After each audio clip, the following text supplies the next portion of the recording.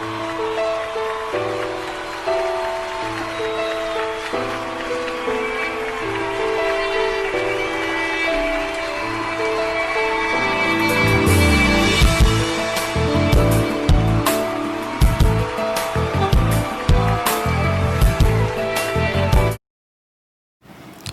Samuel 19ஆம் அதிகாரம் 38ஆம் வசனத்தை நாம் வாசிக்க கேட்போம்.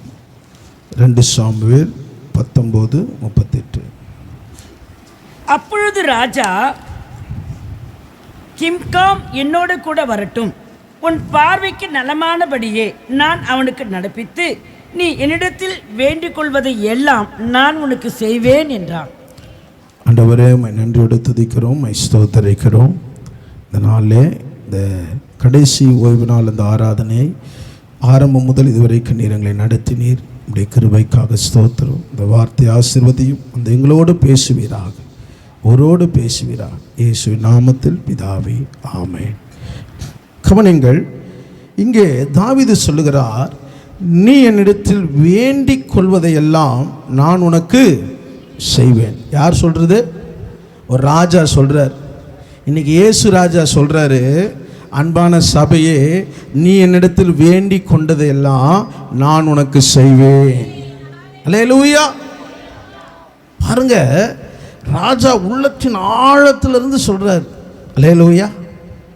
நீ என்னிடத்தில் வேண்டிக் கொண்டதெல்லாம் நான் உனக்கு செய்வேன். இன்னைக்கு வந்திருக்கிறவர்கள், நீ ஏதோ வேண்டிக் கொண்டிருக்கிறீர்களா? ஒருவேளை சுகத்தை வேண்டிக் கொண்டிருக்கிறீர்களா? தேவைக்காக வேண்டிக் கொண்டிருக்கிறீர்களா? ஏதோ ஒரு ஆசீர்வாத நன்மைக்காக வேண்டிக் கொண்டிருக்கிறீர்களா? இன்னைக்கு ஆண்டவர் சொல்றார், நீ வேண்டிக் கொண்டதெல்லாம் நான் உனக்கு செய்வேன். அல்லேலூயா. யாருக்கு சொல்றாரு?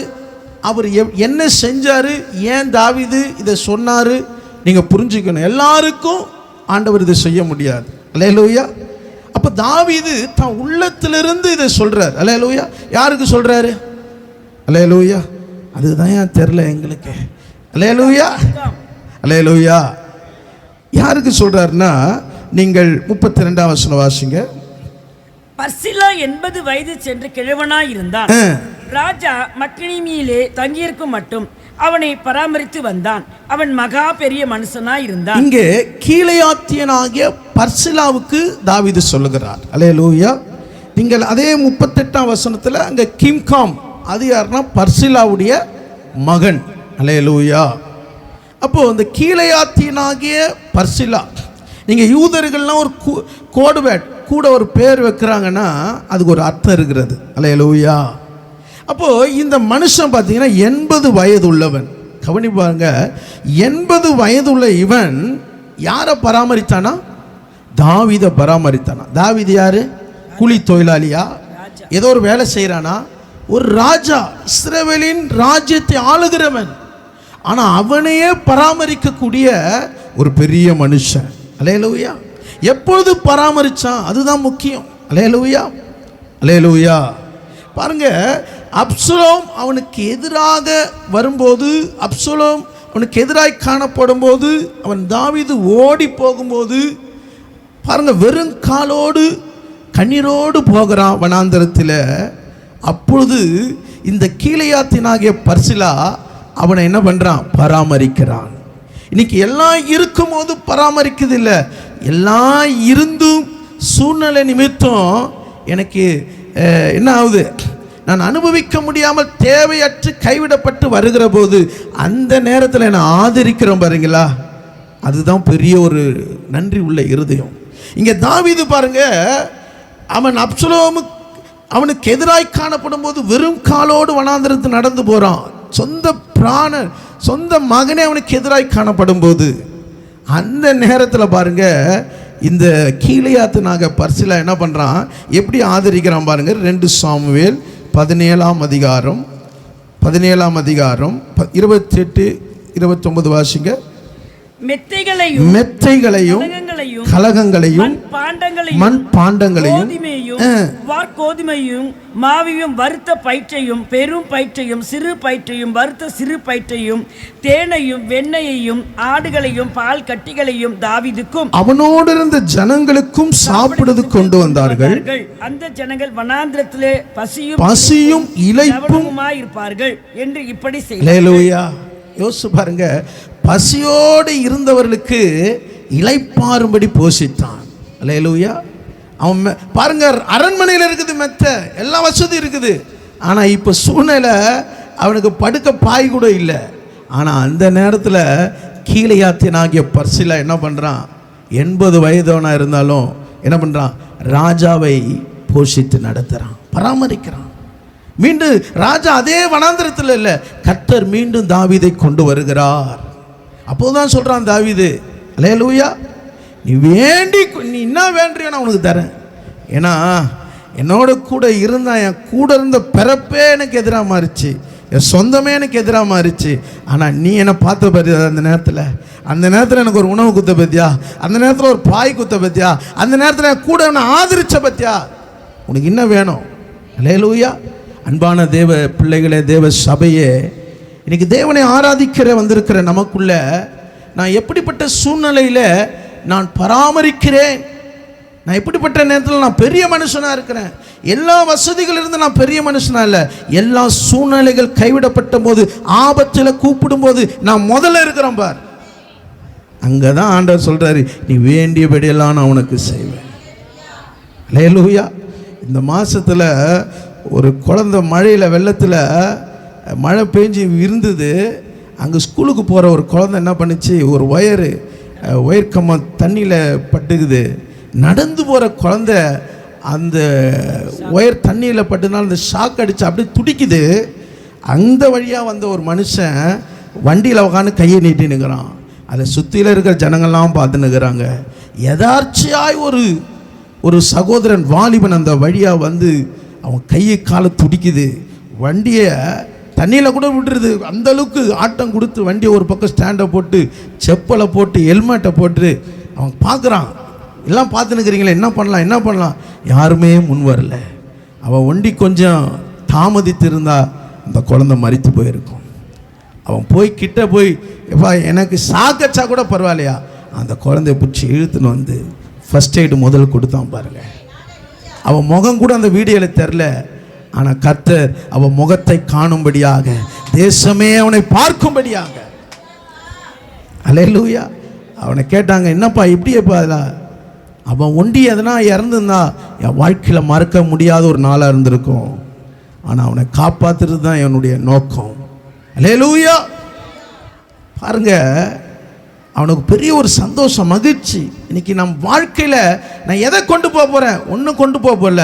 ஆனால் ஒரு ஆபத்தில் ஒரு சூழ்நிலை நான் போய் நிற்கிறேன் பாருங்க, அதுதான் அவனுக்குள்ள ஒரு பெரிய சந்தோஷம்.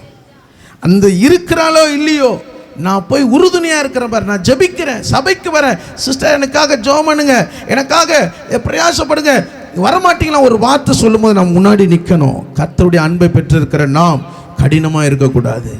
ஒருவேளை நம்ம சந்திக்கிற உதவி அற்ற ஒரு பண உதவி இல்லாமல் இருக்கலாம். ஆனால் சரீரத்தில் அது நடுராத்திரியில் அந்த நீ நின்று பார்த்துட்டீங்கன்னா அவனுக்குள்ள ஒரு பெரிய சந்தோஷமாக இருக்கும். இந்த பர்சிலாவை பார்த்து சொன்னான் தாவீது, அல்லேலூயா, நீ என்னிடத்தில் வேண்டிக் கொண்டபடியெல்லாம் நான் உனக்கு செய்வேன். என்ன வேணும் அவன்? நீங்கள் வாசிங்க 37ஆம் வசனம் வாசிங்க, 19:37. நான் என் ஊரிலே மரித்து என் தாய் தகப்பன்மார் கல்லறையிலே அடக்கம் பண்ணப்படும்படிக்கு உமது அடியான் திரும்பி போகட்டும். ஆனாலும் இதோ உமது அடியானாகிய கிம்காம் ராஜாவாகிய என் ஆண்டவரோடு கூட வருவான். உம்முடைய பார்வைக்கு நலமானபடி அவனுக்கு செய்யும். கவனிங்க, இங்கே கீலேயாத்தியனாகிய பர்சிலா என்ன சொல்றான்னா, பார்த்தீங்கன்னா, நான் ஊரிலே மரித்து என் தாய் தகப்பனார் அடக்கம் பண்ணும்படிக்கு நான் திரும்பி போகிறேன். நான் அடக்கம் பண்ணும்படியான ஒரு ஸ்டேஜ் வந்துச்சு, நான் மரிக்கிற ஒரு தருணம் வந்துச்சு. இனிமே எனக்கு என்ன இருக்காது, நல்லதோ கெட்டதோ, உப்பு இருக்குதோ உப்பு இல்லையோ, அல்லேலூயா, குருவி சத்தமோ காக்கா சத்தமோ எதுவும் எனக்கு கேட்டாலும் இதுதான் சொல்ல முடியாது. வசனம் இருக்குது, 35 வசனம் வாசிங்களேன். இப்பொழுது நான் 80 வயதுள்ளவன். இனி நலமானது என்னதென்றும் தீதானது என்னதென்றும் எனக்கு தெரியுமோ? புசிக்கிறதும் குடிக்கிறதும் உமது அடியேனுக்கு ருசிகரமாய் இருக்குமோ? சங்கீதக்காரிகளுடைய சத்தத்தை இனி கேட்கக்கூடுமோ? உமது அடியேனாகிய நான் இனி ராஜாவாகி என் ஆண்டவனுக்கு பராமரிக்க வேண்டியது நான் ஹெட்செட் போட்டு கேட்டா என்ன, டிவி பார்த்தா என்ன, எல்லாம் எனக்கு மங்கள தான் தெரியும். அல்லேலூயா, அல்லேலூயா. எப்படிப்பட்ட ஒரு மனுஷன் பாருங்க, கீலேயாத்தியனாகிய பர்சிலா தன் முடிவை குறித்து அறிந்திருக்கிறான். ராஜா சொல்றான், நீ வாப்பா, உன்னை தங்க தட்டில் எடுத்துக்கிறேன், உன்னை என்ன பண்ணணும்? ஐயா, என் வாழ்க்கை முடிஞ்சிச்சியா, என்னோட கூட இருக்கிறேன் புள்ள கிம்காங்க இருக்கிறான், அவன் இனி வாழ போறவன், இனி இந்த எதிர்காலத்தை பார்க்க போறவன், அவன் இதெல்லாம் அனுபவிக்கட்டும். அல்லேலூயா. யோசிச்சு பாருங்க, தன் வாழ்வின் முடிவை அறிந்திருந்தான். இன்னைக்கு வந்திருக்கிற தேவனை ஆராதிக்கிற என்னுடைய வாழ்க்கையில் எதுவும் நிரந்தரமே இல்லை. அல்லேலூயா. ஆனால் இருக்கிற காலத்தில் உன் வாழ்வின் முடிவை நீ சிந்திப்பாயனா, நீ எல்லாரையும் பராமரிப்பாய், எல்லாரையும் நேசிப்பாய், நீ கர்த்தரை ஆராதிப்ப. அல்லேலூயா. ஒரு உலகத்து தேவ மனுஷன் சொல்றான், நீ என்ன கேட்குற உனக்கு செய்கிறேன். அப்பா, ஒரு தாவீதுக்கே உள்ளத்தில் இவ்வளோ சந்தோஷம், ஆண்டவர் எவ்வளோ சந்தோஷப்பட்டிருப்பாரு. அல்லேலூயா. நான் திரும்பி போகிறேன் ஐயா, நான் திரும்பி போகிறேன், நான் திரும்பி போய் என் கல்லறையெல்லாம் படுத்து கொள்ளுகிற நாட்கள் வந்துச்சு. ஆனால் என் கூட இருக்கிற பிள்ளைகள்லாம் இந்த எதிர்காலத்தை பார்க்கணும், அரண்மனையை பார்க்கணும், இந்த சுக வாழ்வு பார்க்கணும், ராஜாவோடு இருக்கணும். நான் செய்த இந்த பலனை என் பிள்ளைகள் அனுபவிக்க விட்டோம். அல்லேலூயா. இப்படிப்பட்ட ஒரு விட்டு கொடுக்கிற, இப்படிப்பட்ட ஒரு சூழ்நிலை காலத்தை அறிந்தான். காரணம் என்னன்னா, அவன் பரப்போகிற ராஜ்யத்தை பர்சிலா அறிந்திருந்தான். ஒரு பழைய ஏற்பாட்டிலே ஒரு மனுஷன் வரப்போகிற ராஜ்யத்தை அறிந்திருப்பானா, புதிய ஏற்பாட்டில் கர்த்தருடைய ஆவியானவர் உண்மையில மகிமையா ஊற்றிருக்கிறாரு. இன்னும் நீ கவலைப்பட்டுன்னு நாளைக்கு என்ன ஆகுமோ, இன்னைக்கு என்ன ஆகுமோ, நீ கவலைப்பட்டு கண்ணீர் சிந்தினா என்ன இருக்குது? அல்லேலூயா, அல்லேலூயா. கர்த்தர் நல்லவர். அல்லேலூயா. இங்கே அவனை பார்க்கிறோம். கீலேயாத்தினாகிய பர்சிலா என்பது சொத்து. கீலேயாத் என்பது மலைகள் குன்றுகள் உள்ள இடம். அல்லேலூயா. கீலேயாத்னா என்னது? மலைகள் குன்றுகள் இடம். ஆனால் கீலேயாத்துடைய அர்த்தம் என்னன்னா, காயங்களை ஆற்றி குணப்படுத்தக்கூடிய ஒரு பிசினி தைலம். கீலேயாத்னா என்ன? காயங்களை ஆற்றி குணப்படுத்துகிற ஒரு பிசினி தைலம். அல்லேலூயா. அப்போ பர்சிலாக்கு என்ன பெயர்னா, அர்த்தம்னா இரும்பால் ஆனது. யோசிச்சு பாருங்க, ஒரு தாவீது அவன் தன் மகன் அவனுக்கு எதிராய் காணப்படும் போது அவனுடைய அதிகாரத்தையும் வல்லமையும் பர்சிலா பார்க்கல. அவன் என்ன பண்ணனா, வருகிற காயத்தோடு வராருப்பா தாவீது, குற்றுகிறா வராருப்பா, வேதனையோடு வராருப்பா, உள்ளம் உடைஞ்சு வராரு. வந்திருக்கிறவனை வார்த்தையினால் கொல்லலை. அவர் என்ன பண்ணுறாரு, தனக்குள்ள இருந்த வாசனையினால தைலத்தினால அவருடைய காயங்களை ஆற்றுகிற ஒரு மனுஷனாக இருந்தான். அல்லேலூயா. எதை குறித்து அவன் கலங்கல, காரணம் அவன் இரும்பால் ஆனது. பர்சிலா இரும்பால் ஆனது. அல்லேலூயா. அதனால தான் கீலேயாத்தினாகிய பர்சிலா வருகிறவர்களை காயம் கற்றுவனா இருந்தான். வேதம் சொல்லுகிறது, லூக்கா 10ஆம் அதிகாரம் 34ஆம் வசனம், இயேசு அங்கே கிட்ட வந்து அவருடைய காயங்களை எண்ணெயினாலும் திராட்சைனாலும் வார்த்து காயங்களை கட்டி அவனை சுயவாகத்தின் மேல் ஏற்றி அவனை பராமரித்தார். அல்லேலூயா. அப்ப எருசலேம் எரிகோவுக்கு போன ஒரு மனுஷன் குற்றுயிராக வஸ்திரம் இல்லாமல் காயத்தோடு இருந்தான். ஆனால் லேவியன் என்ன பண்ணிட்டான்? கண்டுக்காம போயிட்டான். ஆசாரியன் கண்டுக்காம போயிட்டான். ஆனால் நல்ல சமாரியனாகி இயேசு கிட்ட வந்தார், ஈயெல்லாம் தட்டினார். அல்லேலூயா. அவன் மண்ணெல்லாம் தட்டினாரு. அங்கே என்ன பண்ணார்னா, அவனுக்கு ஒரு திராட்சரசம் வார்த்து அவன் காயங்களை ஆற்றி சத்திரத்தில் கொண்டு வந்தார். இன்னைக்கு சத்திரத்தில் வந்திருக்குங்களா? ஒரு அல்லேலூயா சொல்லலாமா? அல்லேலூயா. பிசாசு இன்னைக்கு நிறைய பேர் என்ன பண்ணுறான், வெளியே கொண்டு வச்சிருக்கிறான். ஆனால் ஆண்டவர் உன்னை சத்திரத்தில் கொண்டு வந்து, அல்லேலூயா, உனக்கு ஒரு வஸ்திரத்தை கொடுத்து, உனக்கு ஒரு ஆகாரத்தை கொடுத்து, உன்னை மேன்மைப்படுத்தி கர்த்தர் வச்சிருக்கிறார். எவ்வளோ நன்றியாக இருக்கணும்ல. அப்போ ஆராதனை எவ்வளோ சீக்கிரம் வரணும் இல்லை? ஆராதனை லீவே போடக்கூடாதுல்ல. ஆமென். நமக்கு ஒரு வஸ்திரத்தை கொடுத்துருக்கிறார்ல, நமக்கு ஒரு ரட்சிப்பை கொடுத்துருக்கிறார்ல. இந்த கடைசி காலத்தில் ஜனங்கள் ஆராதனையில் குறைந்து காணப்படுகிறார்கள். நாம் நன்றி உள்ளவளாக இருக்கணும். அல்லேலூயா. நன்றி உள்ளவளா இருக்கணும். கர்த்தர் எனக்கு செய்த நன்மைகளை நினைக்கணும். அல்லேலூயா. நீ அப்படி நினைச்சு நீ வந்து பாரு, கர்த்தர் உன்னை இன்னுமாக அவர் வணைந்து அவருடைய கரங்களினால் உன்னை மூடுவார். அல்லேலூயா. எக்ஸாம், கவர்மெண்ட் எக்ஸாம் உன்னால் லீவ் போட முடியுமா? உலகத்தில் இருக்கிற மனுஷன் கொடுக்குற வேலையில் உன்னால் லீவ் போட முடியுமா? அதுக்கெல்லாம் முன்னாடி இருக்கிற கர்த்தர் ஆராதிகளை வந்து லீவ் போடுறிய, கர்த்தர் ஆராதிகளோட தாமதிக்கிறிய. அப்போ உனக்குள்ள ஆதியில கொண்டு வந்த அன்பு குறைஞ்சிச்சா? ஆதியில இருந்த அன்பு குறையக்கூடாது. விழுந்தாலும் தேவ சமூகத்தில் விழுந்துரு. அவர் உன்னை எழுப்ப வல்லமை உள்ளவர். அல்லேலூயா. அவர் உன்னை எழுப்ப வல்லமை உள்ளவர். அல்லேலூயா. ஆண்டவர் இடத்துல விழுந்தவங்க மரித்தவெல்லாம் போனது இல்லைங்க, அவர் எழுப்பி பிரகாசிக்கிற தேவனாய் இருக்கிறார். இப்போ இந்த தாவீது எங்க வந்தான் தெரியுமா? எங்க வந்தான்? வாசிங்கள் 2 சாமுவேல். நீங்கள் 17:27 வாசிக்க வேணாம், அது ஒரே ஒரு லைன் ஒண்டி வாசிங்க. ஒரே ஒரு லைன் ஒண்டி. ஊரானும் கீலியாத்துனுமாகிய பர்சிலாவும். ஆமென். 17:27 தாவீது மக்னாயில் சேர்ந்த போது. அல்லேலூயா. இப்போ தாவீது எங்க வந்தாரு? மக்னாயிமுக்கு வந்தார். அப்போ மக்னாயிம் என்றால் தேவ சேனை. அல்லேலூயா. சொல்லுங்க, மக்னாயிம் என்றால் தேவ சேனை. அல்லேலூயா. பாருங்க, சத்ருவாகிய அப்சலோமுக்கு எதிராக வரும்போது இப்போ மக்னாயிமுக்கு வருகிறான். மக்னாயிம்ல யார் இருக்கிறா? கீலியாத்தினாக பர்சிலா இருக்கிறான். அங்கே அவனுக்கு என்ன செய்யுது? சகல தேவைகளை சந்திக்கப்படுது, அவனை பராமரிக்கப்படுகிறது. இப்போ மக்னாயிம் ஆதியாகமம் 32ஆம் அதிகாரம் 2ஆம் வசனம் வாசிங்க.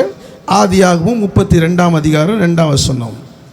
யாக்கோப்பு அவர்களை கண்டபோது இது தேவனுடைய சேனை என்று சொல்லி அந்த ஸ்தலத்துக்கு மக்னாயிம் என்று பெயரிட்டார். அல்லேலூயா. இங்கு தேவ தூதர்கள் அவனை சந்தித்தார்கள். யாக்கோபு அவர்களை கண்டபோது அவன் சொல்றான், இது தேவனுடைய சேனை. அல்லேலூயா. அல்லேலூயா. யோசிச்சு பாருங்க, தேவனுடைய சேனையை பார்க்கிறான். அல்லேலூயா. அப்ப மக்னாயில் அவனுக்கு என்ன உண்டாகுது? தேவனுடைய பராமரிப்பு உண்டாகிறது. அதே மக்னாயிப்பில் அவனுக்கு ஒரு தூஷணமும் உண்டாகிறது. அல்லேலூயா. அல்லேலூயா. யோசிச்சு பாருங்க, தேவ சேனை, தேவ தூதர்கள் சந்திக்கிறார்கள். அல்லேலூயா. அங்கே அவனுக்குள்ள ஒரு பெரிய மகிழ்ச்சி, அவனுக்கு ஒரு பெரிய சந்தோஷம். ஒரு பக்கம் கண்ணீரா இருந்தாலும் கர்த்தருடைய ஆறுதல் உண்டாகிறது. அல்லேலூயா. பாருங்க, இந்த கீலியாத்தினாக பர்சிலா தனக்கு இருந்தவைகளை பராமரித்தான். ஆனால் அந்த பராமரிப்பை கவனிங்க, கிம்காமுக்கு சொல்லிட்டு போகிறான். அல்லேலூயா. இன்னைக்கு வந்திருக்கிற அன்பான சபையை, நீ செய்கிற ஆண்டவர் கொடுக்குற பிரயாசமும் நன்மையும் நீ பார்க்கலானாலும் உன் பிள்ளைகள் அதன் ஆசீர்வாதத்தை பார்ப்பார்கள். அல்லேலூயா. இப்போ கவனிங்க, இப்போ கீலியாத்தினாக பர்சிலா என்ன பண்ண, யோர்தான் வரைக்கும் நின்றுட்டாரு. ஆனால் கர்த்தர் அவருடைய மகன் கிங்காம் என்ன பண்றாரு? சாலமனை கொண்டு கர்த்தர் ஆசீர்வதிக்கிறார். 1 ராஜாக்கள் 2ஆம் அதிகாரம் எடுத்துக்கொள்ளுங்கள். 1 ராஜாக்கள் 2ஆம் அதிகாரம் 7ஆம் வசனம் வாசிங்க. 1 ராஜாக்கள் 2:7.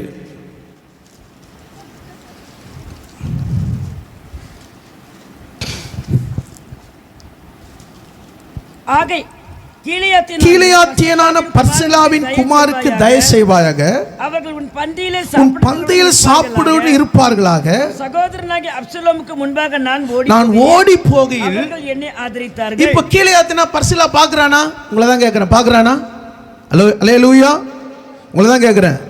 இப்போ அவங்க பிள்ளைகள் சாலோமுடைய பந்தியில உட்கார்ந்து சாப்பிடுகிறதை யார் பார்க்கறாரா? பர்சிலா பார்க்கறாரா? பார்க்கல. அல்லேலூயா. அல்லேலூயா. ஆண்டவருக்கு செய்கிற உபகாரத்தை நீங்க மறைஞ்சாலும் உன் பிள்ளைகளுக்கு செய்ய வேண்டிய கடமையை கர்த்தர் செய்கிறார். இங்க தாவீது மரிக்க போகிறார் 2ஆம் அதிகாரத்தில். அப்போ சாலமண்டத்தில் கூப்பிட்டு சொல்றாரு, எப்பா நான் மக்னாயிமுக்கு போகும்போது கண்ணீரோடு கூட உங்க அண்ணன் என்னை துரத்தின்னு கொண்டு வரும்போது என் ஜீவனை என்னை எடுக்கும்படியா வரான்ப்பா. அப்போ இந்த கீலியாத்தினாக பர்சிலா என்னை பராமரித்தான்ப்பா, என்னை ஆதரித்தான்ப்பா. ஆனால் அவனை கூப்பிட்டான்பா, அவன் வரலப்பா. அவங்க பிள்ளைங்க உன் பந்தியில் இருக்கணும்பா, பா ராஜ மேன்மையோட உட்காந்து சாப்பிடணும்பா, அவனை விட்டு மறந்துடாதப்பா. அல்லேலூயா. அல்லேலூயா. இந்த உலகத்தில் நீங்கள் செய்கிற உபகாரங்கள், நீ செய்கிற நன்மைகள், நீ செய்கிற ஒவ்வொரு பிரயாசமும் நீங்க பார்க்கலனாலும் உன் பிள்ளைகளை கர்த்தர் பார்த்து கொண்டு பராமரித்து கொண்டு இருக்கிறார். அல்லேலூயா. அதே மக்னாயிம்ல ஒரு சம்பவம் நடந்தது. வாசிங்கள் 8ஆம் வசனம் வாசிங்க. மேலும் பக்கூரின் உரனான பென்யமீனாகிய கேராவின் மகன் சீமேயி உன்னிடத்தில் இருக்கிறான். நான் மக்னாமிக்கு போகிற நாளிலே அவன் என்னை கொடிய தூஷணமாய் தூஷித்தான். ஆனாலும் அவன் யோர்தானில் எனக்கு எதிர்கொண்டு வந்தபடியினால் நான் உன்னை பட்டயத்தாலே கொன்று போடுவதில்லை என்று கர்த்தர் மேல் அவனுக்கு ஆணையிட்டு கொடுத்தேன். கவனிங்கள், இங்கே மக்னாயிம்ல ஒரு சம்பவம் நடந்தது. இங்கே சவுல் கண்ணீரோடு, தாவீது கண்ணீரோடு வரும்போது இங்கே பார்க்கிறோம். பேர் இங்க என்ன பண்ணுது? சிமேயு மகா தூஷித்தான். ஆமென். பேலியாளின் மகனே, பழி உனக்கு பின்னாடி வந்து சொல்லி மகா தூஷித்தான். அப்போ தாவீது சொன்னா, அல்லேலூயா, அங்கே அமைதியாக இருந்தான். கூட இருக்கவும் சொன்னா, இந்த செத்த நான் இப்படி பண்ணினுக்குது, ஒரே தலை முறுக்கிட்டுமா. அங்கே தாவீது சொல்றார், கர்த்தர் அனுமதிச்சுக்கும் போது நான் என்ன செய்யறது? அல்லேலூயா, அல்லேலூயா. ஆனால் தாவீது ராஜா வரும்போது அவன் சிமை வரான். ஆண்டவரே, உமக்கு விரோதமா துரோகம் செஞ்சேன், பாவம் செஞ்சேன். அப்போ தாவீது சொல்றாரு, நீ சாவதில்லைன்னாரு. சாவதில்லை சொன்னார். ஆனால் தாவீதின் காலத்தில் சாவதில்லை. ஆனால் சாலோமன் காலத்தில் அவன் உயிர் சாதாரணமாக போகக்கூடாது. அல்லேலூயா, அல்லேலூயா. ஒரு மனுஷனை கொடுத்த நன்மைகளை அவன் என்ன பண்ணுறான்? அவன் வம்சத்தெல்லாம் நீ என்ன பண்ணு, அவனுக்கு செய். ஆனால் ஒருத்தன் தூசித்தான் பாரு, அவன் உயிர் சாதாரணமாக போகக்கூடாது. அல்லேலூயா. என் காலத்தில் அவன் சாவதில்லை, ஆனால் உன் காலத்தில் அவன் சாகணும். அல்லேலூயா. நீ எதை விதைக்கிறாய்? இன்னைக்கு ஆண்டவர் உனக்கு எல்லா நன்மையும் செய்ய வேண்டாம், நீ வேண்டிக் கொண்டதெல்லாம் செய்யணும்னா நீ எதை நன்மையை செய்கிற? ஆண்டவருக்கு எதை சந்தோஷத்தை வச்சுட்டு போற உன் பிள்ளைக்கு? அல்லேலூயா. ஆண்டவரை தூசிக்கிற காரியம், ஆண்டவரை துக்கப்படுத்துகிற காரியம் வச்சுட்டு போறோமா, இல்லை ஆண்டவருக்கு ஆதரவாக ஆண்டவரை பராமரிக்கிற காரியத்தை வைக்கிறோமா? நீ வச்சுட்டு போற ஒவ்வொரு காரியத்திலும் கர்த்தர் அதன் நீதியை செய்ய வல்லமை உள்ளவர். எதை சேர்த்து வச்சுட்டு போறல்ல, எந்த நீதியை சேர்த்து வச்சுட்டு போற? இருக்கும்போது எதை நீ ஆண்டவருக்காக ஓடுற, எதை கொடுக்கிற, அதை தான் கடைசியில் எங்க செய்யறாரு?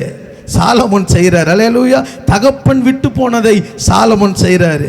எதை செய்கிறார்? கீலேயாத்தினாக பர்சிலா செய்த உபகாரத்தின் பலனாக பல மடங்கு பிள்ளைக்கு செய்கிறாரு. ஆனால் சிமை தூஷித்ததை அவன் உயிர் தானா இறங்கக்கூடாது சொல்லி அவனை பழிக்க வாங்குறார். கர்த்தர் அதெல்லாம் நினைவில் வைத்து கொண்டிருக்கிறார். அல்லேலூயா, அல்லேலூயா. இப்போதான் நம்ம செய்திக்குள்ளே போறோம் பாருங்க. அல்லேலூயா. இப்போதான் நம்ம அந்த பர்சிலா கீலேயாத்தினாக பர்சிலா காரியங்களை நான் இப்போ எதனால தாவீது சொன்னாரு? எதனால தாவீது நீ வேண்டி கொண்டபெல்லாம் நான் உனக்கு செய்வேன்? பார்த்தீங்கன்னா இவ்வளோ காரியத்தை கீலேயாத்தினாக பர்சிலா செய்தார். அதனால தான் அவர் சொன்னாரு, நீ வேண்டி கொண்டபடியெல்லாம் நான் உனக்கு செய்வேன். இதுமாரி நம்ம செய்வோமா? இதுமாரி நீங்கள் செஞ்சுருக்கிறீங்களா? நீங்கள் செய்வீங்கன்னா ஆண்டவர் நீ வேண்டி கொண்டபடியெல்லாம் ஆண்டவர் உனக்கு செய்வார். முதல் காரியத்தை நான் சுருக்கமாய் சொல்கிறேன். அப்போஸ்தலர் 27ஆம் அதிகாரம் 34ஆம் வசனத்தை வாசிங்கள். அப்போஸ்தலர் 27:34.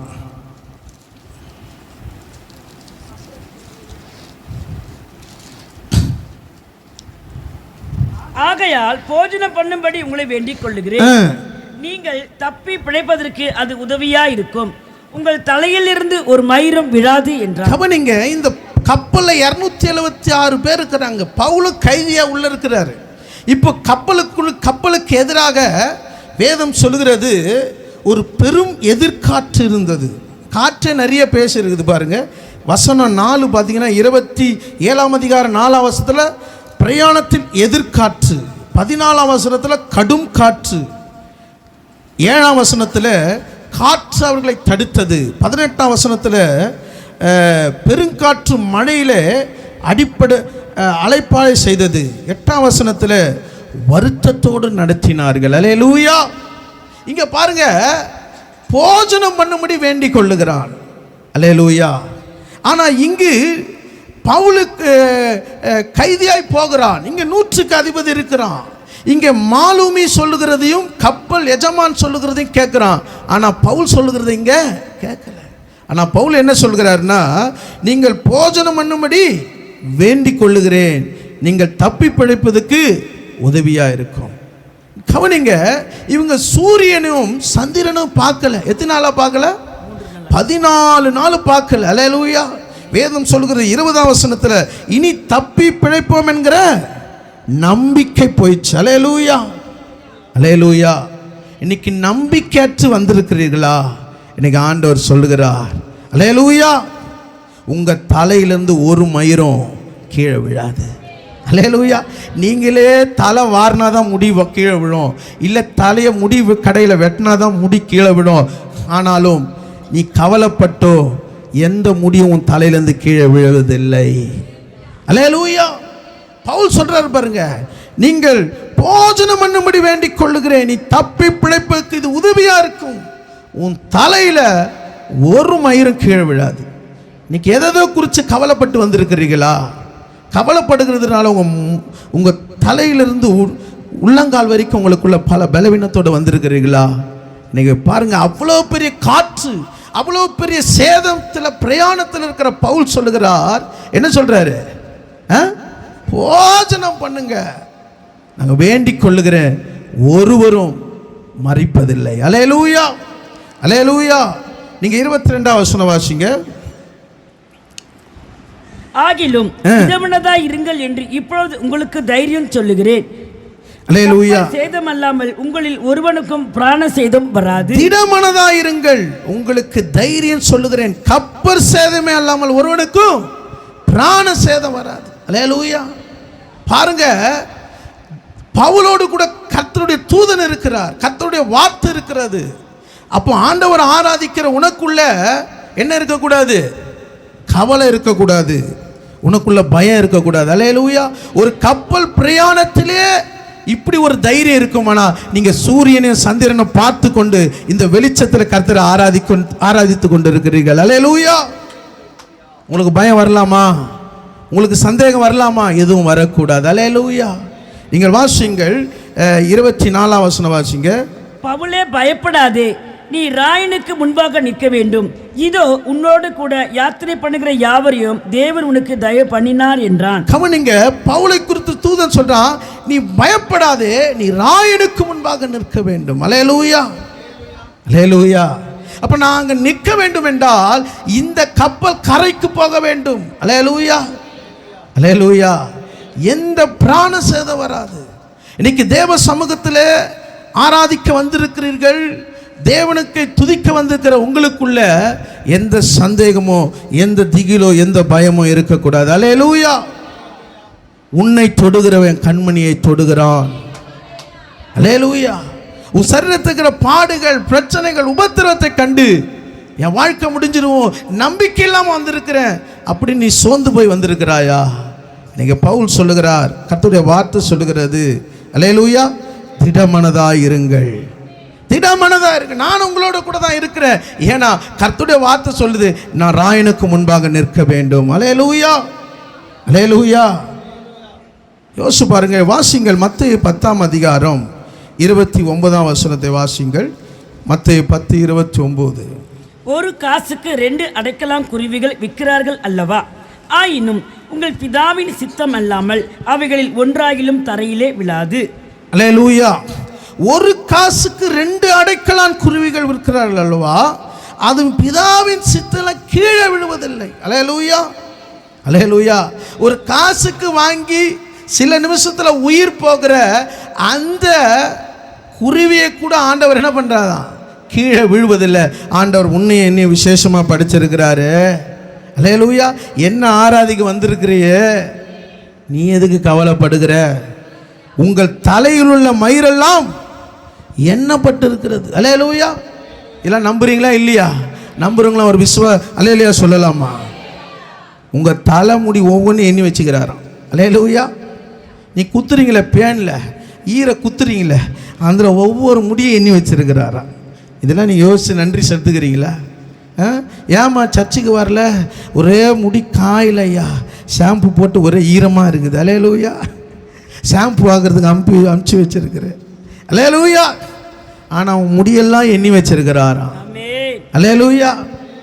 ஒரு அடைக்கலான் குருவி, ஒரு சாதாரண காசுக்கு வாங்குற குருவி கூட ஆண்டவர் சித்தம் இல்லாமல் கீழே விடாதான். அப்போ உன்னை எண்ணி ஆண்டவர் அழகாக படைச்சு பேர் சொல்லி கூப்பிட்டு உன்னை தேவ சமூகத்தில் கொண்டு வந்திருக்கிறாரு.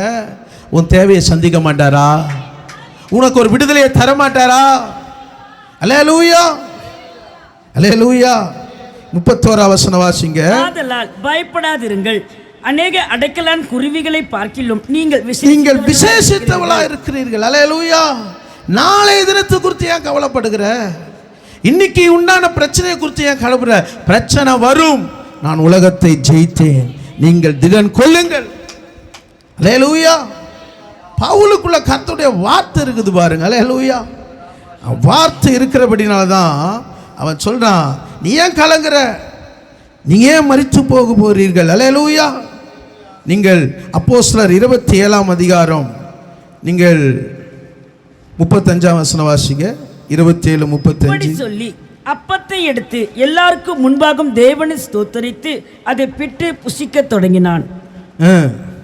அப்பொழுது எல்லோரும் திடமனப்பட்டு புசித்தார்கள். கப்பலில் 26 பேர் இருந்தோம். 276 பேர் இருந்தோம். திருப்தியாக புசித்த பின் அவர்கள் கோதுமையை கடலிலே இருந்து கப்பலை லகுவாக்கினார்கள். சாப்பிடுறது 14 நாள் சாப்பிடல, ஆனா இங்க பவுல் மூலமாக திருப்தியாக சாப்பிட்டார்கள். எதுக்கு ஒரு தேவ மனுஷன் இருக்கிறான்? எதுக்கு ஒரு சபை இருக்குது? உன்னை திருப்தியாக அனுப்புவதற்கு. ஒருவேளை எப்படி சாப்பிடுறது? இவ்வளோ பிரச்சனை, எப்படி சாப்பிடுறது? நான் ஏன் சாப்பிடணும்? ஏன் வாழணும்?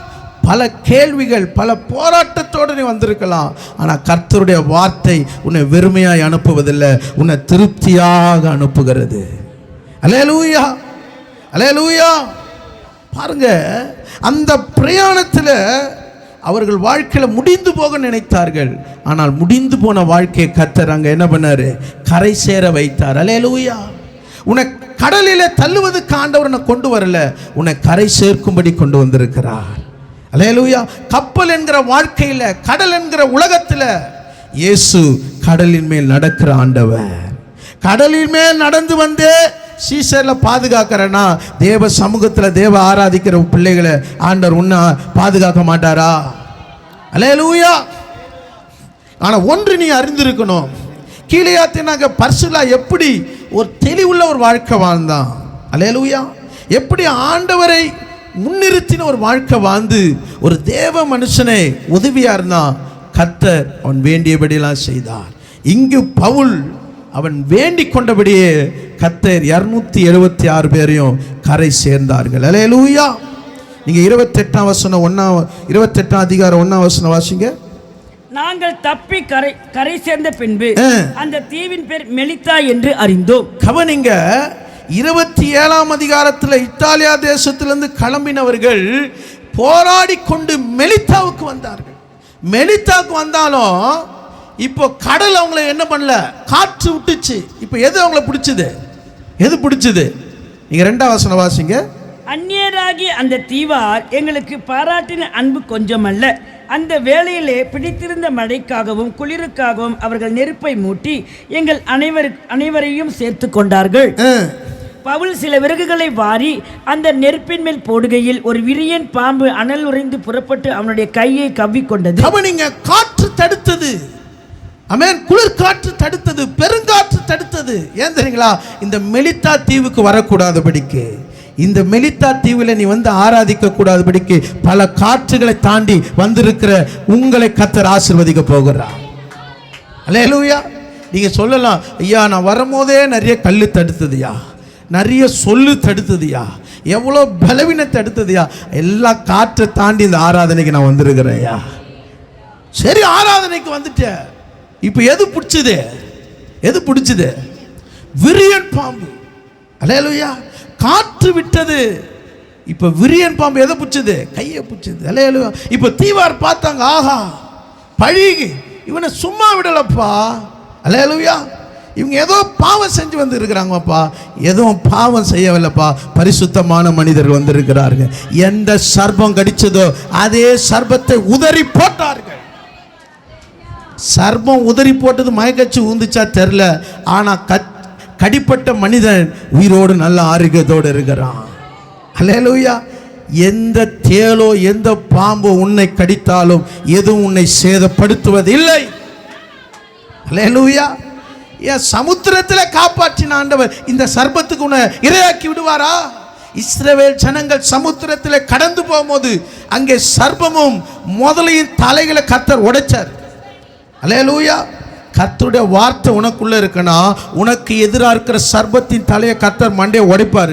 உடைச்சு உனக்கு தலைகறி கொடுப்பார். அல்லேலூயா. தலைகறிகளாக யாருக்கு ரொம்ப பிடிக்கும்? நீ உண்மையாக விசுவாசிச்சுனா கர்த்தரை ஆராதிச்சுனா எது உனக்கு எதிராக இருக்கிறதோ அதே அடிப்பார். நிறைய பேர் வீட்டில் எலுமிச்சை போடும் போது எலுமிச்சம் அல்லேலூயா, அந்த எலுமிச்சத்தை லெமன் ஜூஸை போட்டினா இனி எலுமிச்சமே வராது. அல்லேலூயா அல்லேலூயா. எப்படின்னா எதிராக எழும்பணும், சத்துருக்கு எதிராக எழும்பணும். எலுமிச்சத்தை பார்த்து தகரத்தை பார்த்து இதை வச்சிருவாங்களா அதை வச்சிருவாங்களே, நீ என்ன பண்ணாத, அலர்ஜி ஆகிடாத. அலர்ஜி வந்தால் வீடே அலர்ஜி ஆகிடும். நீ சத்துருக்கு எதிர்த்து நில்லு. சாத்தா உன் காலின் கீழே.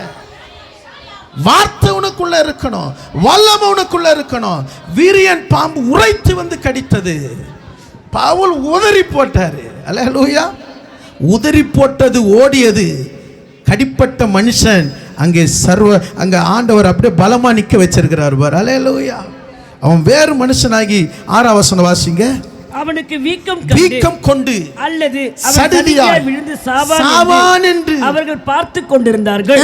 நெடுநேரமாய் பார்த்து கொண்டிருந்தோம், ஒரு சேதமும் அவனுக்கு வராததை கண்டபோது வேறு சிந்தையாகி தேவன் எல்லா ஜனமும் உன்னை பார்த்து நிற்குது. இவ்வளோ பிரச்சனையில் என்னவா ட்ரெஸ் போட்டுன்னு சர்ச்சுக்கு போறாங்கப்பா, இதுக்கு ஒன்றும் ஆகாதா?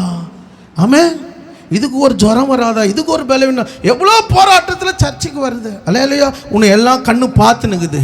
எல்லா கண்ணுகளுக்கு முன்னாடி தான் கர்த்தர் உன்னை மேன்மையா வச்சு. அல்லேலூயா. ஏன்னா நீங்களும் நான் ஆராதிக்கிற தேவன் சர்ப்பங்களை தலைகளை நசுக்கிற தேவன். சிலுவையில் நசுக்கிட்டாரு. இது வாலு துச்சி இருக்குது. அல்லேலூயா. இந்த வாளுக்கு பயப்பட்டு நிறைய பேர் வராமல் இருக்கிறீங்க. அல்லேலூயா. நீ தலையை நசுக்கிறதுக்கு தான் உனக்கு அதிகாரத்தை கொடுத்துருக்கிறாரு. அல்லேலூயா. அவன் வேறு சிந்தையாகி சொல்றான் தேவர்கள். அல்லேலூயா. இப்ப நடுங்கி இருந்தவர்கள் விரியன் பாம்பை உதறினார்கள். இப்ப உள்ள ஒரு கேஸ், பெரிய கேஸ், எமர்ஜென்சிக்கு போற கேஸை இப்ப பவுலிடத்துல கொடுக்குறாங்க. வாசிங்க 7-8 வாசிங்க. தீவுக்கு முதலாளியாக பிலியு என்னும் பெயர் கொண்டவனுடைய நிலங்கள் அந்த இடத்துக்கு சமீபமாய் இருந்தது. அவன் எங்களை ஏற்றுக்கொண்டு 3 நாள் பட்சமாய் விசாரித்தான். பிலியுவனுடைய தகப்பன் ஜுரத்தினாலும் இரத்த பேதியினாலும் வருத்தப்பட்டு கிடந்தான். பவுல் அவனிடத்துக்கு போய் ஜெபம் பண்ணி அவன் மேல் கைகளை வைத்து அவனை குணமாக்கினான். அல்லேலூயா. எமர்ஜென்சியில் போனாலும் படைக்காத கேஸ். என்னது? ஜுரமோ ரத்த ஏதோ லூஸ் பர்சன் ஆனா பரவாயில்ல, ரத்தம் வந்துச்சுன்னா ஆல் அவுட். ரத்தம் என்பது மனுஷன் உயிர், பலன். இனி அங்க போய் ரத்தம் கொடுக்க முடியாது. அப்படிப்பட்ட எமர்ஜென்சியான கேஸை இந்த குளிருக்கு நடுங்கி போன பவுல் கை வைத்து ஜெபிக்கிறாரு. கர்த்தர் அங்க ஒரு பரிபூர்ண சுகத்தை கொடுக்கிறாரு. கையில் பெட்டியில் பணம் இல்லை, எதுவும் எடுத்துன்னு போகல.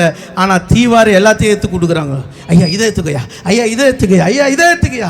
கர்த்தரோட கரம் உன் மேலே இருந்ததுன்னா, கர்த்த கரம் என் மேலங்க, கடுகளவோ பயம் இல்லைங்க. கர்த்த கரம் என் மேலங்க, கடுகளவோ பயம் இல்லைங்க. ஏந்திடுவா இறுதி வர, ஏந்திடுவா இறுதி வர நடத்திடுவா. கர்த்தக்கரம் என் மேலங்க, கடுகளவும் பயமில்லைங்க.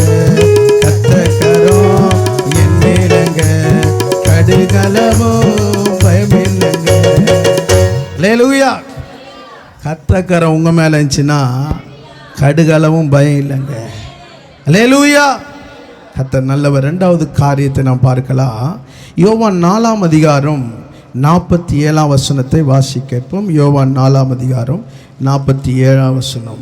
இயேசு யூதேயாவில் இருந்து கலிலியாவுக்கு வந்தார் என்று அந்த மனுஷன் கேள்விப்பட்ட போது அவரிடத்துக்கு போய் தன் மகன் மரண அவஸ்தையா இருந்தபடியினாலே அவனை குணமாக்கும்படிக்கு வர வேண்டும் என்று அவரை வேண்டிக் கொண்டான்.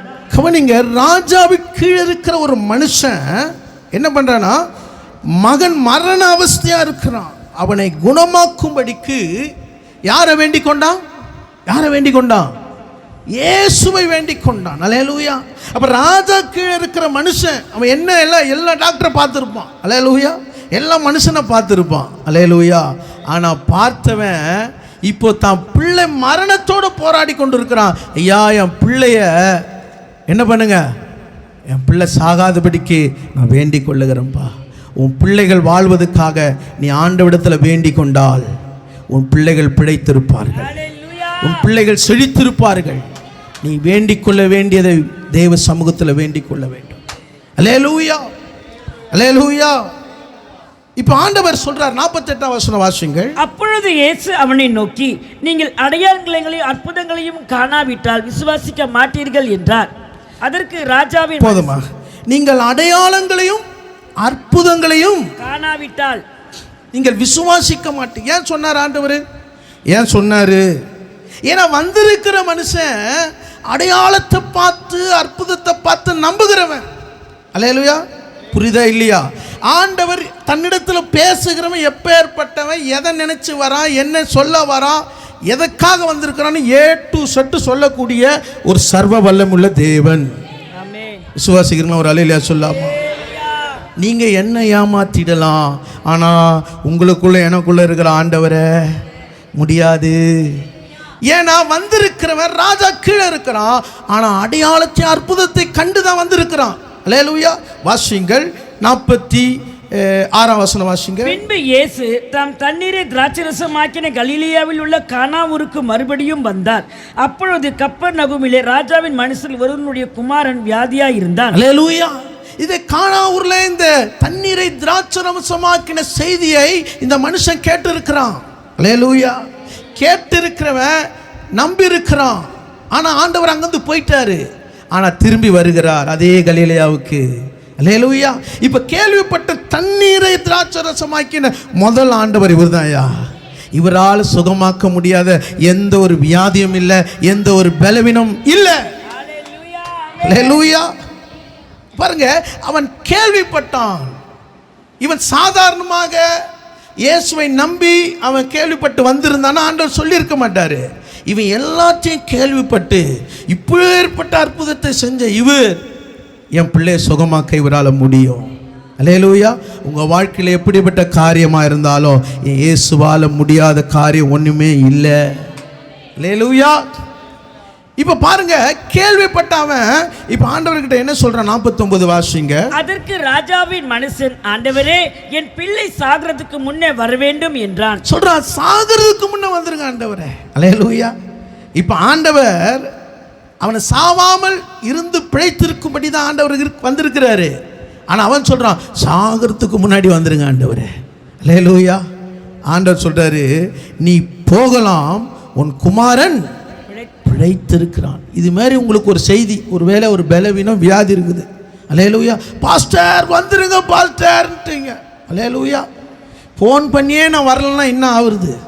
இதில் ஸ்ட்ரெயிட்டாக வந்து ஐயா நீ வந்துருங்க சொல்லிட்டு நீ போகும்போது அங்கே சுகமாயிட சொன்னால் என்ன பண்ணுவீங்க? ஆமாம், ஒரு பெரிய சுகமாக்குறவர். அல்லேலூயா. இவர் வந்து வர கூப்பிடுறோம், நீ போ சுகமாக. அல்லேலூயா. இப்படி சொன்னாலே போச்சு. அல்லேலூயா. உன் விசுவாசம் போச்சு, சுகம் போச்சு. ஆண்டவர்கிட்டத்தில் மாத்திரம் விசுவாசம் மாத்திரம் என்ன பண்ண குறையவே கூடாது.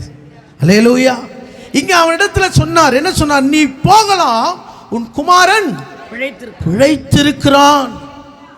நீ போகலான்ட்டாலே நீ எதை நம்பி போனோம்னா இயேசுவை நம்பி போனோம். இயேசுவை நம்பினவர்கள் வெட்கப்பட்டு போவதில்லை. இயேசு சொன்ன வார்த்தையை அவன் நம்பி போனான். போகும்போது எப்படி போனான்?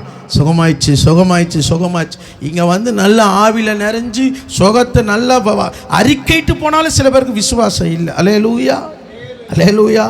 உன் விசுவாசம் பெரியது ஆண்டவர் சொல்லியிருக்கிறார். அது சொன்னார், நீ போ. ஆண்டவர் அங்கே வந்து என்ன ஊற்றி ஜெபம் பண்ணல, சில வேலை பண்ணுவார், சில வேலை நீ உனக்குள்ளே இருக்கிற விசுவாசத்தை எதிர்பார்க்குறாரு. நான் தொட்டு சுகமாக்குறது பாரு, பாஸ்டர் தான் தொட்டாரு, பாஸ்டர் தான் அது வரக்கூடாது. உன் விசுவாசத்தின் படியே ஆக கடவுது. அல்லேலூயா. ஏன் சில காரியத்தில் இதெல்லாம் கண்டாருன்னா உன் விசுவாசம் உனக்குள்ள பெரிய ரட்சிப்பை உண்டாக்கும். இன்னைக்கு உலகத்தில் நிறைய பேர் என்ன பண்ணுறாங்க? நான் சுகமாக்குனேன், நான் ஜெபம் பண்ணேன். அந்த நான் இன்னும் உடையணும். அது உன்னை பரலோகத்துக்கு கொண்டு போகாத ஒரு ஆயுதம். நான் ஜெபம் பண்ண இல்லையா, நான் வேலைக்காரையா, நான் அந்த நாமத்தை உனக்கு சொல்லி கொடுக்குறேன். அந்த நாமத்தை நீ விசுவாசிக்கும் போது அற்புதம் தானா நடக்கும். அல்லேலூயா. இந்த கடைசி காலத்தில் உன் விசுவாசம் என்கிற கப்பல் சேதம் அடையக்கூடாது. எந்த மனுஷனால சேதம் அடையக்கூடாது. உனக்கு 1000 வரம் கொடுக்கலாம், கிருபை கொடுக்கலாம். நான் ஆண்டவருக்கு முன்னாடி ஒன்றுமே இல்லைப்பா. அல்லேலூயா, அல்லேலூயா. ஆண்டவருக்கு முன்னே எந்த அளவுக்கு வெறுமையாக்குறியோ கர்த்தர் உன்னை கொண்டு பெரிய காரியங்களை செய்வார். அல்லேலூயா. இவன் போகிற 51 வசனம் வாசிங்க. அவன் போகையில் அவனுடைய ஊழியக்காரர் அவனுக்கு எதிர்கொண்டு வந்து உம்முடைய குமாரன் பிழைத்திருக்கிறான் என்று அறிவித்தான். அப்பொழுது எந்த மணி நேரத்தில் அவனுக்கு குணமாயிற்று என்று அவரிடத்தில் விசாரித்தான்.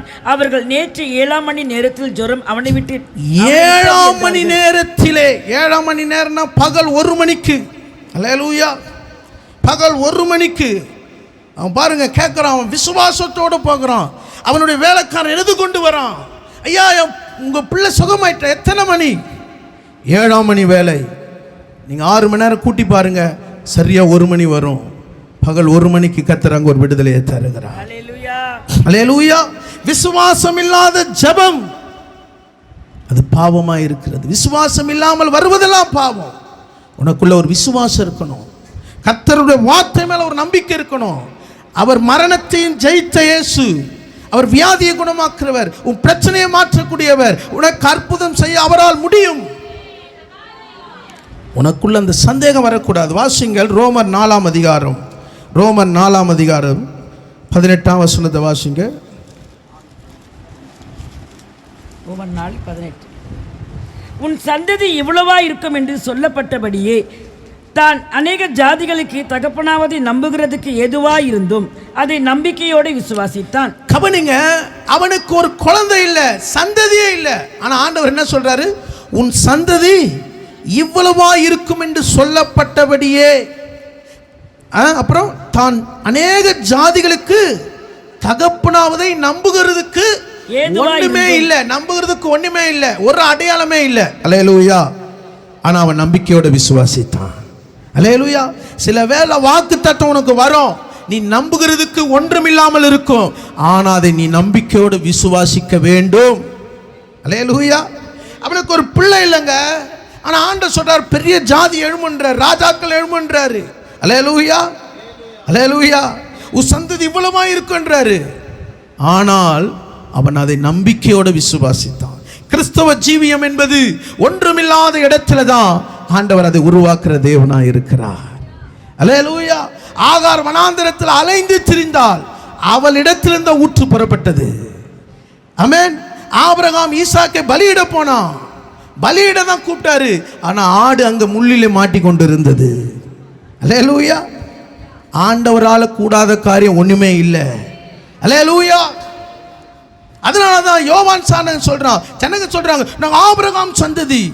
யோவான் சாணன் கோவம் வந்துச்சு, இந்த கல்லுகளினாலும் ஆபிரகாமுக்கு சந்ததி உண்டாகும். அல்லேலூயா. எங்க ஆண்டவர் நினைச்சா அவர் பல சந்ததிய ஒரே நிமிஷத்துல உருவாக்கலாம். ஏன் ஒரு மனுஷனை படைத்தார்? ஒரு மனுஷனை உண்டாக்கி ஒரு ஆவிக்குரிய சந்ததி வரதான் ஒரு மனுஷனை படைச்சார். அல்லேலூயா. அவர் நினைச்சா எத்தனையோ ஜாதிகளை உண்டாக்கி இருக்கலாம். அவர் கையினால உன்னை உருவாக்கி அவர் ரூபமாய் உன்னை படைக்கும்படியாதா அவர் ஏற்படுத்தின விசேஷத்துவமுள்ள நீயும் நான் ஒரு பாத்திரமா இருக்கிறோம். அல்லேலூயா. 19ஆம் வசனம் வாசிங்க. அவன் விசுவாசத்திலே பலவீனமாய் இருக்கவில்லை. அவன் ஏறக்குறைய 100 வயதுள்ளவனாய் இருக்கும்போது தன் சரீரம் செத்து போனதையும் சாராளுடைய கர்ப்பம் செத்து போனதையும் எண்ணாதிருந்தான். எத்தனை பர்சன்டேஜ் விசுவாசிச்சார் ஆபிரகாம்? 100%. எத்தனை பர்சன்டேஜ் விசுவாசிச்சாரு? உங்களை தான் கேட்குறேன். எங்க இருக்குது வசனம்? 100 வாசிங்க. 21. தேவன் வாக்கு தத்தம் பண்ணினதை நிறைவேற்ற வல்லவராய் இருக்கிறார் என்று முழு நிச்சயமாய் நம்பி தேவனை மகிமைப்படுத்தி விசுவாசத்தில் வல்லவனானான். அல்லேலூயா. அப்ப முழுசுனா என்ன? 100. அல்லேலூயா. முழு நிச்சயமாய் நம்பினான். காரணம் என்ன? என் ஆண்டவர் எனக்கு கொடுத்தா கொடுத்ததுதான்பா. என் ஆண்டவர் எடுக்கிற ஆண்டவர் இல்லை, அவர் கொடுக்கிற ஆண்டவர். முழு நிச்சயமாய் நம்பி விசுவாசத்தில் வல்லவனானான். அல்லேலூயா.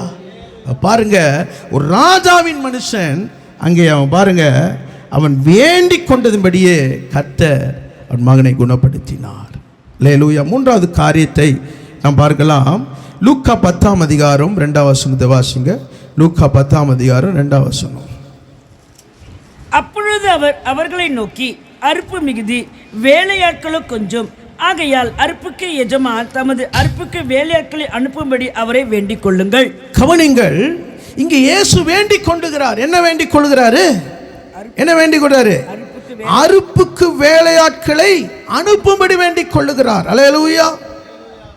அறுப்பு மிகுதி, வேலையாட்களோ கொஞ்சம். இப்ப வேலையாட்கள் எவ்வளவு பேர் இருக்கிறோம்? கொஞ்சமா இருக்கிறோமா நிறைய பேர் இருக்கிறோமா? இப்ப சாயங்காலம் எப்படி இருக்கிறோம்? நிறைய இருப்போமா கொஞ்சமா இருப்போமா? 3:30 மணிக்கு. அல்லேலூயா. உங்களை தான் கேட்கிறேன், 3:30 மணிக்கு எப்படி? இப்ப சொல்றாரு, என்ன சொல்றாரு? அறுப்பு மிகுதி, வேலையாட்களோ கொஞ்சம்.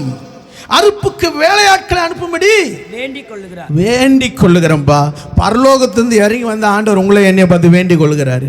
மகளே, என் வேலை, எனக்கு கொடுக்கப்பட்ட வேலையில் நான் அறுப்பு என்ன பண்ண அறுத்தம்மா?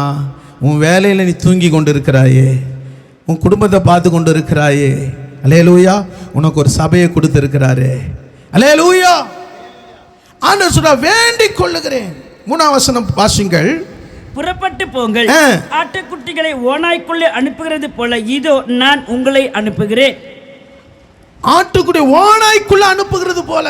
நேற்று ஒரு தம்பி சொன்னாரு, ஐயா நான் ஹாஸ்பிட்டலுக்கு போனையா, போனா ஒரு மனுஷன் பார்த்துட்டு எனக்கு பிஎம் கார் இருக்குது, வசதி இருக்குது, ஆனா நீ சர்ச்சைக்கு போவாத. அல்லேலூயா. சர்ச்சைக்கு போவாத, இதை செய்யாத அதை செய்யாத. எப்படியா அவர் ஆண்டவர் ஊழியம் செய்கிறாரா? அவர் ஆண்டவர் ஊழியம் செய்யலப்பா, உலகத்துக்கு ஊழியம் செஞ்சுன்னு இருக்கிறாரு. உலகத்தில் இருக்கிற அவன் வேலையை செய்து கொண்டு இருக்கிறான். நீ போவாததுனால, நீ சொல்லாததுனால இன்னைக்கு சத்துரு ஆட்டு தோலை போர்த்து கொண்ட ஓநாய்கள் நுழைந்து கொண்டு இருக்கிறது. அல்லேலூயா. ஆட்டுக்கு ஓநாய்க்கும் நீ மேய விட்டாதான் தெரியும் எது மேயுது எது பீருது. அல்லேலூயா. பீருது எது? ஓநாய் தொண்டையை பிடிக்கும், ஆனால் ஆடுக்கு தொண்டையை பிடிக்க தெரியாது. அல்லேலூயா. அது தோல் மேலே இருக்க தான் விரும்ப செய்யும், ஆனால் 1 2 ஒன்றாக தான் இருக்கும். அல்லேலூயா. அதனால தான் ஆண்டவர் சொல்றார், நான் என்ன சொல்றாரு? ஆட்டுக்குட்டியை நான் ஓநாய்களுக்குள்ள அனுப்புகிறேன். இந்த அதிகாரத்தை வீட்டில் போய் வாசிங்க. இந்த அதிகாரத்தில் அவர்கள் ஆயத்தப்படுத்துகிறார் சீஷர்களை. அல்லேலூயா. அல்லேலூயா. ஒரு வீட்டுக்கு போனா அங்க சமாதானத்தை சொல்லு. 9ஆம் வசனத்தில் பிணியாலையை சொத்தமாக்கி தேவ ராஜ்யத்தை குறித்து சொல்லு. அவர்களை ஆயத்தப்படுத்துகிறார். அல்லேலூயா. அல்லேலூயா. இப்போ அவங்களுக்கு எதிரி தெரியல, என்ன அறுப்புன்னு தெரியல, எதை அறுக்கணும் தெரியல. இப்போ 5 அப்பம் 2 மீன் அவங்களுக்கு தொண்டையில் இருக்குது. யாருக்கு? சீசர் இருக்குது. இன்னும் அறுப்பு என்ன, என்ன கலை, எது விதைன்னு தெரியல. வசனத்தை நான் உங்களுக்கு காட்டுகிறேன். மத்தேயு 13ஆம் அதிகாரம் 36 வாசிங்க. மத்தேயு 13:36. அப்பொழுது இயேசு அவர்களை அனுப்பிவிட்டு ஜனங்களை அனுப்பிவிட்டு வீட்டுக்கு போனார். அவருடைய சீஷர்கள் அவரிடத்தில் வந்து நிலத்தின் கனிகளை பற்றி ஓமைகளை எங்களுக்கு வெளிப்படுத்த வேண்டும் என்று கேட்டார்கள். அவர் பிரதியுத்தரமாக, இங்க பாருங்க, சீஷர்கள் என்ன கேட்கிறாங்கன்னா, நிலத்தின் கலைகளை பற்றி ஓமை எங்களுக்கு சொல்லும். அல்லேலூயா. இப்போ ஆண்டவர் கதை சொல்லும் போது என்ன பண்ணல? சத்தியம் சொல்லும் போது காது கேட்காது நிறைய பேருக்கு. கதை சொல்லும் போது ஆஹா என்ன கதைப்பா. அல்லேலூயா. இந்த சீஷருக்கு 2 கேட்கல. அல்லேலூயா. இப்போ என்ன கேட்குறாங்க சீஷர்கள்? நிலத்தின் கலையை பற்றி எங்களுக்கு சொல்லும். அல்லேலூயா. இந்த கலை எதை குறிக்குது? ஆண்டவரே, எங்களுக்கு விவசாய நிலம் தெரியும், கலை எதுன்னு தெரியும், கலை எதை பிடுங்குறதுன்னு தெரியும், ஆனால் ஆவிக்குரியதில் சொல்றீங்களே எது ஆண்டவரே கலை? அல்லேலூயா. அல்லேலூயா. நீங்கள் வாசிங்கள் 37ஆம் வசனம் வாசிங்க. அவர் பிரதியுத்தரமாக, நல்ல விதையை விதைக்கிறவன் மனுஷகுமாரன், நிலம் உலகம், நிலம் உலகம், நல்ல விதை ராஜ்யத்தின் புத்திரர், கலைகள் பொல்லாங்குடைய புத்திரர், அவைகளை விதைக்கிற சத்துரு பிசாசு, அறுப்பு உலகத்தின் முடிவு, அறுக்கிறவர்கள் தேவதூதர்கள். கவனிங்க, கலை பொல்லாங்கின் புத்திரர்கள், பிசாசுடைய வேலைக்காரர்கள், அறுப்பு என்பது ராஜ்யத்தின் முடிவு. அல்லேலூயா. நீங்கள நானும் ராஜ்யத்தின் முடிவில் வந்திருக்கிறோம். ஆண்டவர் சொல்றாரு, விதை என்கிற வசனத்தை நாம் விதைத்து கொண்டு இருக்கிறோம். சத்துரு கலைகளை விதைத்து கொண்டிருக்கிறான். உன் குடும்பத்தில் கலைகளை விதைத்து கொண்டிருக்கிறான். உலகம் என்கிற கலையை விதைத்து கொண்டிருக்கிறான். அல்லேலூயா. நீ கலையை பிடுங்க வேண்டும். அல்லேலூயா. உள்ள இருந்து உலகத்தின் ஆசைகளையும் உலகத்தின் காரியத்தையும் பிள்ளைகளுக்குள்ள நீ எடுத்து போடணும். உன் எல்லைக்குள்ள எடுத்து போடணும். அல்லேலூயா. அல்லேலூயா. ஆட்கள் கொஞ்சம் தான் இருக்கிறாங்கப்பா. நீ வந்துட்டீனா உன் வீட்டில் கலை இருக்காது. நீங்கள் வாசிங்கள் மத்தேயு 13ஆம் அதிகாரம் 24ஆம் வசனம் வாசிங்க. வேறொரு ஊமை அவர்களுக்கு சொன்னார். பரலோக ராஜ்யம் தன் நிலத்தில் நல்ல விதையை விதைத்து மனுஷனுக்கு ஒப்பாயிருக்கிறது. மனுஷர் நித்திரை பண்ணுகையில் அவனுடைய சத்துரு வந்து கோதுமைக்குள் களைகளை விதைத்து விட்டு போனான். கவனிங்க, பரலோக ராஜ்யம் நல்ல நிலத்தில் விதைக்கிற விதைக்கு ஒப்பா இருக்கிறது. இங்க நல்ல மனுஷன் விதைக்கப்படும் போது இங்க என்ன வந்துச்சு? அவன் நித்திரை பண்ணுகையில் சத்துரு வந்து என்ன பண்ணிட்டான்? களையை வைத்து விட்டான். 27 வாசிங்க. வீட்டு எஜமானுடைய வேலைக்காரர் அவனிடத்தில் வந்து, ஆண்டவனே, நீர் உமது நிலத்தில் நல்ல விதையை விதைத்தீர் அல்லவா, பின்னை அதில் களைகள் எப்படி உண்டானது என்றார்கள். அதற்கு அவன், சத்துரு அதை செய்தான் என்றான். அப்பொழுது வேலைக்காரர், நாங்கள் போய் அவைகளை பிடுங்கி போட உமக்கு சித்தமா என்று கேட்டாங்க. ஆண்டவர் சொன்னா, நீ பிடுங்காத, ரெண்டையும் வளர விடு. எப்ப களை உள்ள வந்துச்சு? எப்ப களை உள்ள வந்துச்சு? நித்திரை பண்ணும் போது. நான் சொல்றேன், வீட்டில் இருக்கிற தூக்கம் இல்லை, ஆவிக்குரிய நித்திரையில் நீ இருக்கும்போது, நீ கவன குறைவா இருக்கும்போது, தேவ ராஜ்யத்துக்கு நீ அசதியா இருக்கும்போது சத்துரு உள்ள நுழையிறான். வீட்டுக்குள்ள நுழையிறான், நெட்டுக்குள்ள நுழையிறான், போனுக்குள்ள நுழையிறான், உலக காரியத்தில் பிள்ளைகளுக்குள்ள நுழையிறான். நீ தூங்கும் போது, நீ விழித்து கொள்ளாத போது, நீ பாரப்படாத போது, நீ அறுவடைக்கு ஆயத்தம் இல்லாத போது உன் வீட்டுக்குள்ள நுழைந்து, ஆமே, அது வளருது. அல்லேலூயா. கலைகள் வளருது. நீ சொல்ற, நான் ஆலயத்துக்கு தானே போறேன், ஆனா நீ நித்திர மயக்கத்தோட ஆலயத்துக்கு போற. ஆனா வேதம் சொல்லுது, நீ சோதனைக்குட்படாதபடி விழித்திருந்து ஜெபம் பண்ணு. அல்லேலூயா. அல்லேலூயா. எந்த ரூபத்தில் பிசாசு உள்ள வரான்? யார் மூலியம் வரான்? எப்படி வரான்? அல்லேலூயா. எப்படிப்பட்ட உறவு மூலம் வரான்? எப்படிப்பட்ட மனிதன் மூலம் வரான்? இங்க உள்ள ஜெபம் எரியுதா? விளக்கு எரியுதா? ஆவியானவர் உள்ள கிரியை செய்கிறாரா? அங்கே ஒரு மனம் இருக்கிறதா? அங்கே சமாதானம் இருக்கிறதா? அங்க போராட்டம் இருக்குதா? உள்ள கலை இருக்குது. அல்லேலூயா. இப்ப கலையை என்ன பண்ணணுமா? கேட்றாங்க எஜமான் கிட்ட, வர கலையை என்ன பண்ணணும்? வளர விடு. வாசிங்கள் 30ஆம் வசனம் வாசிங்க. அறுப்பு காலத்தில் நான் அறுக்கிறவளை நோக்கி கலைகளை பிடுங்கி சுட்டெரிக்கிறதுக்கு கட்டுகளாய் கட்டுங்கள், என் களஞ்சியத்தில் செய்யுங்கள். அல்லேலூயா. மொது கலையை வெட்டு, வளர விட்டுறாத, வேரோட வளர விட்டுறாத, அதை வெட்டு. அந்த கலை கோதுமை களஞ்சியத்தையும் கெடுத்துடக்கூடாது. அல்லேலூயா. அல்லேலூயா. கலை பிசாசு வேலை கிரிய. அல்லேலூயா. இப்ப பாருங்க, இந்த கலைகள் அறியப்பட்டது, நிலம் அறியப்பட்டது, அறுப்பு அறியப்பட்டது. இப்போ நம்மால எங்க போறாங்க பாருங்க. லூக்கா 10ஆம் அதிகாரம் 17ஆம் வசனம் வாசிங்க. 10:17. லூக்கா 10. அந்த 70 பேரும் சந்தோஷத்தோடு திரும்பி வந்து, ஆண்டவரே, உம்முடைய நாமத்தினாலே பிசாசுகள் எங்களுக்கு கீழ்ப்படுகிறது என்றார்கள். அடுத்தது, அவர்களை அவர் நோக்கி, சாத்தான் மின்னலை போல வானத்திலிருந்து விழுகிறதை கண்டேன். அல்லேலூயா. இப்ப 70 பேர் சந்தோஷத்தோடு வராங்க. என்ன சொல்றாங்க? ஆண்டவரே, உம்முடைய நாமத்தினால பிசாசுகள் கீழ்ப்படுகிறது. அல்லேலூயா. இப்ப கலைகளை அறிஞ்சிட்டாங்க, அறுப்பு அறிய ஆரம்பிச்சிட்டாங்க. அல்லேலூயா. இன்னும் அவங்க விவசாயத்தில் போய் கால் வைத்து போல, இப்பதான் கால் வச்சிருக்கிறாங்க. வச்ச உடனே பிசாசு கீழே விழுது, சந்தோஷப்படுறாங்க. நம்ம குரு என்ன பண்றாரு? சொல்றாரு, மின்னலை போல சாத்தான் கீழே விழுது, ரொம்ப சந்தோஷம். அந்நிய பாஷை நிரம்பி ஜெபம் பண்றாங்க. அல்லேலூயா. அடுத்தது ராஜா என்ன சொல்றாரு பாருங்க. 20ஆம் வசனம். ஆகிலும் ஆவிகள் உங்களுக்கு கீழ்ப்படியதற்காக நீங்கள் சந்தோஷப்படாமல் உங்கள் நாமங்கள் பரலோகத்தில் எழுதியிருக்கிறவர்களுக்காக சந்தோஷப்படுங்கள். அல்லேலூயா. இப்போ இவங்க குழந்தையா இருக்கிறாங்களா, வளர்ந்துருக்கிறாங்களா? குழந்தையா இருக்கிறாங்களா, வளர்ந்துருக்கிறாங்களா? நீங்க வாசிங்க 21ஆம் வசனம் வாசிங்க. அந்த வேளையிலே இயேசு ஆவியிலே களி கூர்ந்து, பிதாவே, வானத்துக்கும் பூமிக்கும் ஆண்டவரே, இவைகளை நீர் ஞானிகளுக்கும் கல்விமான்களுக்கும் மறைத்து பாலகருக்கு வெளிப்படுத்தினபடினால் ஸ்தோத்திரிக்கிறேன். ஆம் பிதாவே, இப்படி செய்வது உம்முடைய திரு உள்ளத்துக்கு. இப்போ இவங்க எப்படி இருக்கிறாங்க? புருஷரா இருக்கிறாங்களா, பாலகரா இருக்கலாம்? பாலகருக்கு குழந்தைகளுக்கு வெளிப்படுத்தினபடினா நான் ஸ்தோத்திரிக்கிறேன் ஆண்டவரே. எவ்வளவு ஒரு நல்ல தகப்பம் பாருங்க.